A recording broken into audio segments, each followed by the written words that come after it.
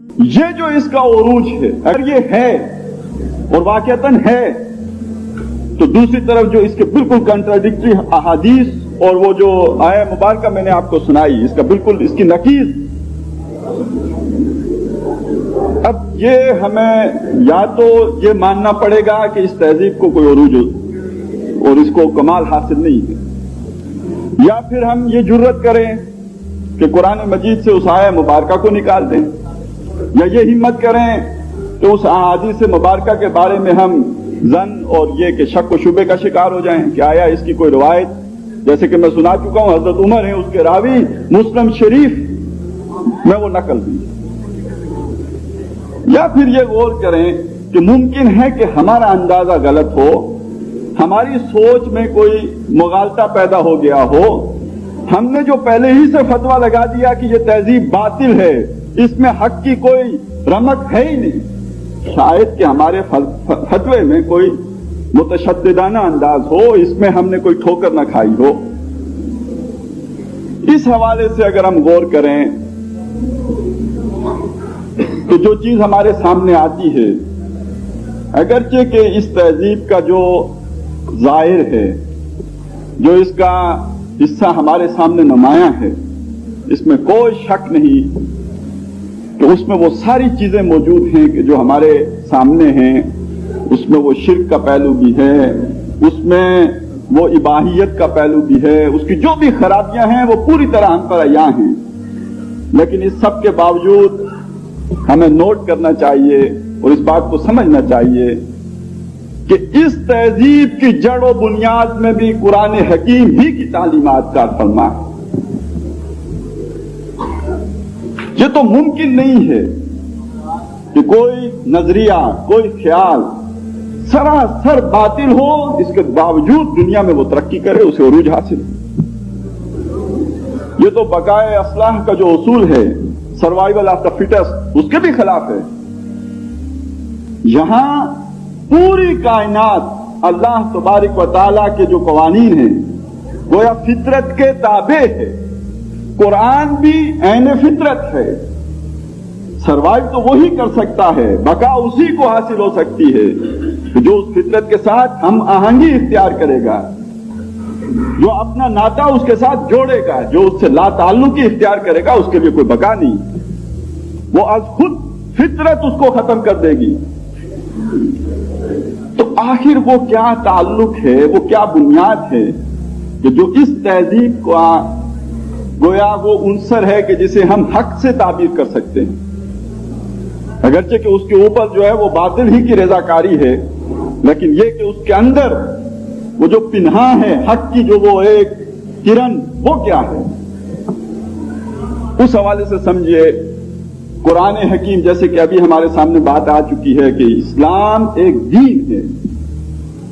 اس دین کے جو اجتماعی گوشے ہیں، اس کے ضمن میں جو قرآن مجید کی ہدایات ہیں ہمارے سامنے، جو اس کے اصول ہیں، جو اس کے مبادی ہیں، ان کو ذرا اپنے ذہن میں تازہ کیجئے. سب سے پہلی بات کیا ہے کہ انسانوں میں شرف انسانیت کے اعتبار سے کوئی فرق و تفاوت نہیں ہے، نہ رنگ کی بنیاد پر، نہ نسل کی بنیاد پر، نہ جنس کی بنیاد پر، نہ کسی اور کوئی نسلی بنیاد پر کوئی فرق و تفاوت نہیں. یا ایھا الناس انا خلقناکم من ذکر و انثی وجعلناکم شعوبا وقبائل لتعارفوا ان اکرمکم عند اللہ اتقاکم. اے لوگو، ہم نے تمہیں پیدا کیا من ذکر و انثی، سب لوگ ایک مرد ایک عورت جو ہے اسی کے ذریعے سے جو ہے وہ تخلیق ہوئی ہے ان کی. اور یہ جو کنبوں اور قبیلوں میں تقسیم کیا گیا ہے یہ بھی تعارف کے لیے، یہ کوئی وجہ اکرام و وجہ افتخار نہیں. جو حامل قرآن ہیں ان کے ہاں تو ہے، ان کے ہاں سید بھی ہیں جو پیدائشی آلہ و عرفہ ہیں، اور ان کے ہاں کسی بھی وجہ سے وہ کمی کاری لوگ بھی سمجھے جاتے ہیں جن کے ساتھ تعلق استوار نہیں کیا جا سکتا، جن کو خاص خاص مناسب نہیں دیے جا سکتے. تقسیم ہے. لیکن بتائیے کیا مغرب نے اس تقسیم کو اختیار کیا یا اس نے اس قرآنی اصول کو اختیار کیا ہے کہ سب برابر ہیں، کوئی اونچا نہیں کوئی ادنا نہیں؟ فکر کی سطح پر بات کر رہا ہوں اس وقت۔ عمل میں کیا ہو رہا ہے، گورے اور کالے کی جو امریکہ میں جو کچھ بھی وہاں پہ تضادات ہیں اس کی بات نہیں کر رہا، فکر کی بنیاد کیا ہے وہاں پہ، انسانی خواہش، انسانی عرض کیا ہے، یہ کہ کوئی تقسیم نہیں ہونی چاہیے۔ قرآن اگر فطرت ہے تو یہ فطرت میں موجود ہے نا، فطرت اللہ التی فطر الناس علیہا، ہر انسان کے اندر یہ عرض موجود ہے کہ انسانوں کے اندر کوئی فرق و تفاوت ان بنیادوں پر نہیں ہونا چاہیے۔ اسی کو آگے بڑھائیے، انسانوں کے جو عمرانی یا سیاسی حقوق ہیں، سول رائٹس، وہ سب کے یکساں ہیں، برابر ہیں، برابر کے فرائض ہیں، برابر کی حقوق ہیں۔ یہ نہیں کہ کسی قوم کو یہ حق حاصل ہے کہ وہ ہمیشہ حکمرانی کرے یا دوسری قوم پر وہ غالب رہے، یہ بھی نہیں کہ کسی قبیلے کا یہ حق ہے کہ اس کا پیدا ہونے والا ہر بچہ شاہی خاندان سے متعلق ہے، حکمرانی جو ہے وہ اس کا مقدر ہے، نہیں، بلکہ حدیث کے الفاظ میں کونوا عباد اللہ اخوانا، ہو جاؤ تم سب کے سب برابر، بھائی بھائی، تمیز بندہ و آقا مٹا دو۔ ہے یہ اسلام کی اسپرٹ یا نہیں؟ لیکن یہ ملے گی کہاں، مسلمانوں میں یا مغرب میں؟ کچھ بھی اگر ہے تو کہاں ملے گی؟ سوچئے نا، آخر عروج ہے تو کیوں ہے؟ ہمیں وہ عروج حاصل نہیں ہو رہا تو کیوں نہیں ہو رہا؟ ہم نے اصل دین کو چھوڑا، ہم نے اس اسلام کے حصے کو بھی پکڑا تو اس کے اس مذہب والی ٹکڑی کو پکڑا، ٹکڑا بھی نہیں ہے وہ، اس میں بھی ہم نے پیوند کاری کی ہے۔ اور اس سے آگے بڑھیے، اور اہم تر بات، اور وہ یہ ہے کہ دولت یا جو بھی وسائل ہیں وہ اس میں سب یکساں حصے دار ہیں، شریک ہیں۔ کَإِ لَا يَكُونَ دُولَةً بَيْنَ الْأَغْنِيَاءِ مِنْكُمْ، یہ دولت میں جو ہے غیر مساویانہ تقسیم ایسی نہ ہو جائے کہ تمہارے امراء انہی کے مابین دولت گردش کرتی رہے اور نیچے فقر و فاقہ ہو۔ یہ غیر مساویانہ تقسیم دولت، جسے شاہ ولی اللہ رحمۃ اللہ علیہ نے دو دھاری تلوار سے تعبیر فرمایا ہے، جس کا ایک سرا جہاں پہ دولت زیادہ ہے، فراوانی ہے، وہیں اللہ تللے ہوں گے، بدماشی ہوگی یا نہیں، اور جہاں فقر و فاقہ ہوگا، دولت نہیں ہے، پیٹ کے لالے پڑے ہوئے ہیں، وہاں اللہ یاد آئے گا یا وہ غم روزگار اسے لائق ہوگا؟ دنیا نے تیری یاد سے بیگانہ کر دیا، تجھ سے بھی دل فریب ہیں غم روزگار کے۔ یہ غیر مساویانہ تقسیم دولت کا نظام، جس کو ختم کر کے اسلام ایک عادلانہ تقسیم دولت کا نظام برپا کرنا چاہتا ہے، اس کا بھی اگر کوئی تصور آپ کو کہیں ملے گا، کوئی ارج اگر کہیں ملے گی، کہاں ملے گی؟ دنیا کے کس خطے میں ملے گی، کن لوگوں میں ملے گی؟ یہ تصورات اگر کہیں ڈیولپ ہوئے تو کہاں ہوئے ہیں؟ یہ بھی مغرب میں ہوئے۔ یہ ہے وہ انسانی خواہش، یہ انسانوں نے اپنے سامنے متعین کیے مقاصد جن کو انہوں نے حاصل کرنا تھا، اس کے لیے انہوں نے بھاگ دوڑ کی۔ یہ سمجھ لیجئے کہ یہ ہیں وہ تین چیزیں کہ جن کے اعتبار سے ہم سب سمجھ سکتے ہیں کہ اس تہذیب کے بھی اندر اس کا جسے علامہ اقبال نے انر کور سے تعبیر فرمایا ہے کہ اس تہذیب کے دو حصے ہیں، اس کا ایک انر کور ہے اور اس کا ایک ڈیزلنگ ایکسٹیریئر ہے۔ اس کے بارے میں تو انہوں نے فرمایا کہ نظر کو خیرہ کرتی ہے چمک دورے تہذیب حاضر کی، یہ سنائی مگر جھوٹے نگوں کی رضاکاری ہے۔ لیکن یہ کہ ساتھ ہی فرمایا کہ جو اس کا انر کور ہے وہ خالص قرآنی ہے۔ اس تہذیب کی جڑ اور بنیاد میں بھی جو پانی ہے جس سے کہ اس تہذیب نے غذا حاصل کی ہے وہ قرآنی ہے۔ یہ ہے اس سوال کا جواب کہ یہ تو ممکن نہیں تھا کہ کوئی غیر قرآنی تصور دنیا میں اس طور پر جڑ پکڑ سکتا ہے۔ البتہ جو بھی اس کا نتیجہ نکلا ہے وہ بہت ہی بھیانک نکلا ہے۔ انسان کی ایک خواہش، اس کا ایک جذبہ، اس نے اس کو موٹیویٹ کیا، اس نے اس کام کے لیے، اس مقصد کو حاصل کرنے کے لیے جدوجہد کی۔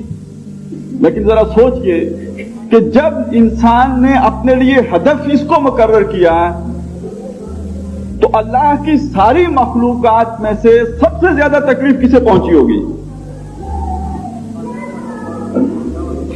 انسان پیدا ہوا تو سب سے زیادہ، اللہ نے بنانے کا فیصلہ کیا تو سب سے زیادہ تکلیف کسے ہوئی؟ سجدہ کرنے سے کس نے انکار کیا؟ اسی کو تکلیف ہوئی ہوگی نا۔ چنانچہ اسی نے اپنی مجلس شورا میں یہ کہا ہے نا کہ عصر حاضر کے تقاضاؤں سے ہے لیکن یہ خوف ہو نہ جائے آشکارا شر پیغمبر کہیں۔ کھلبلی مچی ہے، میٹنگز ہو رہی ہیں، کیا کریں؟ ایسا کرو، اس انسان کے اندر جو خواہش پیدا ہوئی ہے اس کو دباؤ نہیں، یہ اب دب نہیں سکتی۔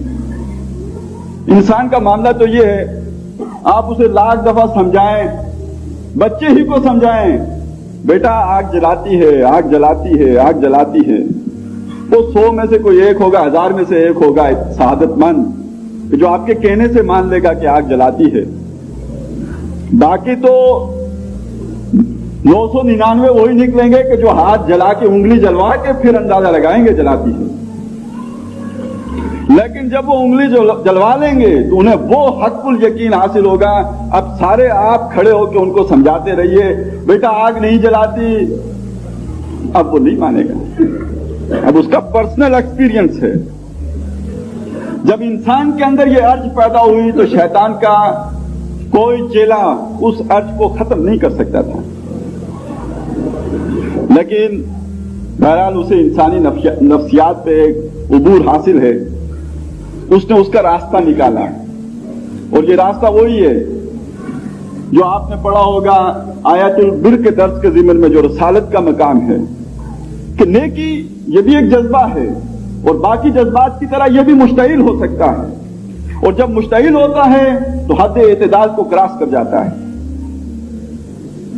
اس نے انہی جذبات کے سہارے، جس طرح کے ایک ارج ہے، ایک بلبل کو دانا چاہیے، ایک شکاری دانا ہی ڈال کر بلبل کو شکار کرتا ہے۔ انسان کو ضرورت ہے، وہ کوئی مقصد حاصل کرنا چاہتا ہے، بلا ضرورت تو آپ کو معلوم ہے چوہا بھی آپ کے جال میں نہیں پھنستا، آپ کو کوئی گوشت، کوئی اس کے لیے کچھ لگانا پڑتا ہے۔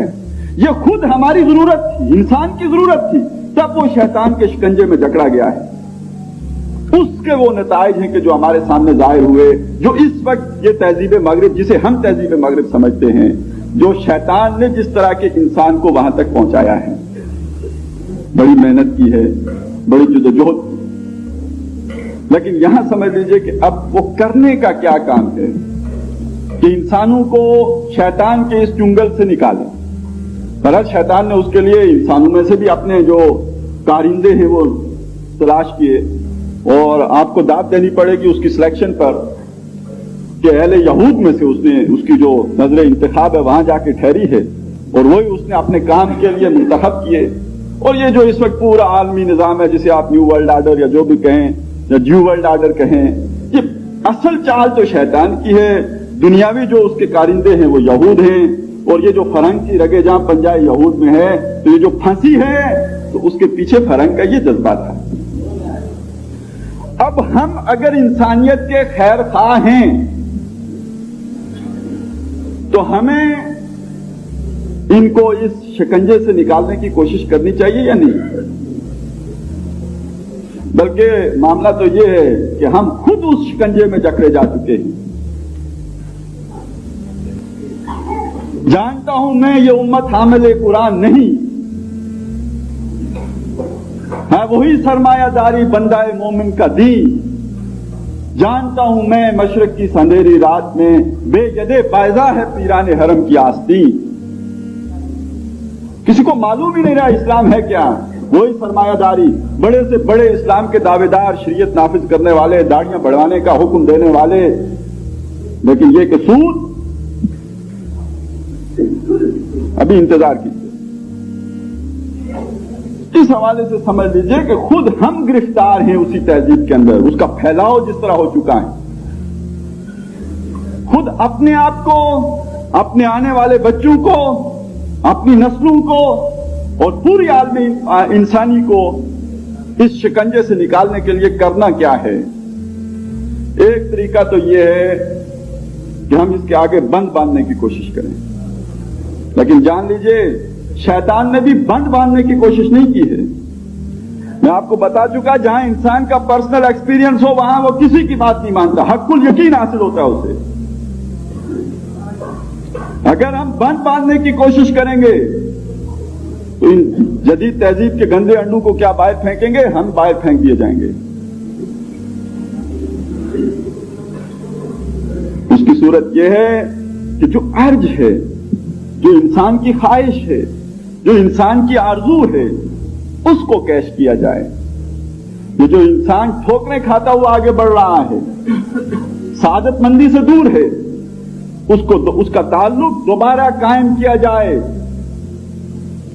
جو انسانوں کے بنانے والا ہے اس کے ساتھ، کہ وہ یہ بتاتا ہے کہ یہ اپنے تجربات کے بل بوتے پر اس مقام تک تم نہیں پہنچ سکتے جس کو کہ تم نے اپنا مقصود بنایا ہے، بلکہ اس راستے کے ذریعے سے وہاں تک پہنچ سکتے ہو جو میں نے تمہیں بتایا ہے.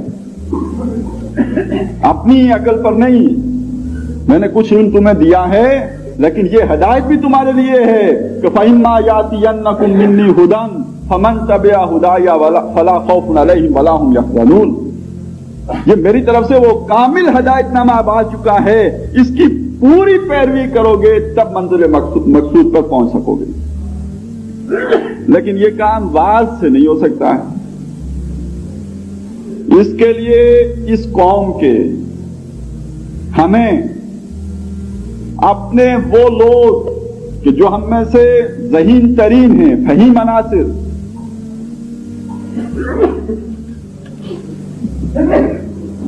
ان کو لگانا ہوگا قرآن فہمی پر. ان کے ذریعے سے ایمان کی تحریک برپا کرنی ہوگی، اور اس کے ساتھ ساتھ جو کچھ انسانیت نے اچیو کیا ہے، حاصل کیا ہے، اس کے ساتھ قرآنی فکر کا ناطہ جوڑنا ہوگا، تعلق استوار کرنا ہوگا. لیکن قرآن کو اس کے تابع کرتے ہوئے نہیں، بلکہ اس کو قرآن کے تابع کرنے کی کوشش کرنی ہوگی. اور اس کے لیے جو محنت درکار ہے، جو کوشش درکار ہے، ذرا تصور کیجئے کہ امیر محترم ڈاکٹر اقبال کی کتاب the reconstruction of religious thought in Islam کو بھی اس موضوع پر قاعدہ پریمیئر قرار دیتے ہیں. اور نمبر 2، ایک تنظیم کا قیام. آپ جو منہج انقلاب نبوی بیان کرتے ہیں، پہلے ایک فکر، وہ جدید علم الکلام وہ پیدا کرنا، اور نمبر 2 اس علم الکلام کی بنیاد پر ایک نظام قائم کرنے کے لیے ہم جد و جہد کرنے والی تنظیم کا کیا ہے، جو اس پلیٹ فارم سے ہو رہا ہے. البتہ یہاں اب چونکہ میرا وقت پورا ہو چکا ہے، آخری بات عرض کر رہا ہوں کہ اسی کے لیے قرآن اکیڈمی، قرآن کالج ایسے لوگوں کو تیار کرنے کے لیے کہ جو اس فکر کا مقابلہ کر سکیں، قرآن کا ایسے استدلال قائم کر سکیں کہ جو مغرب کے بھی ذہین لوگ ہیں ان کو وہ متاثر کر سکے، اسی کے لیے قرآن اکیڈمی قائم کی گئی ہے، اسی کے لیے قرآن کالج قائم کیا گیا ہے.